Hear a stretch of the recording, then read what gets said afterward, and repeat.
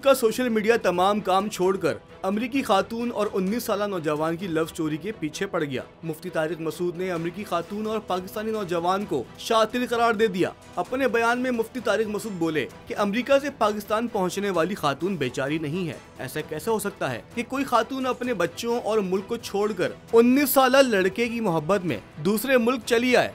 मुफ्ती तारिक मसूद बोले कि लोग कह रहे हैं कि पाकिस्तान पहुंचने वाली अमरीकी खातून बेचारी है। वो इस खातून के शौहर से पूछे कि ये कितनी बेचारी है। तारिक मसूद बोले कि अगर ये खातून खूबसूरत होती तो पाकिस्तानियों का रवैया इससे मुख्तलिफ होता। हर पाकिस्तानी इसके गम में शरीक होता। वो खातून नॉर्मल शक्ल की है, इसलिए पाकिस्तान में कोई उसको पनाह देने के लिए भी तैयार नहीं है।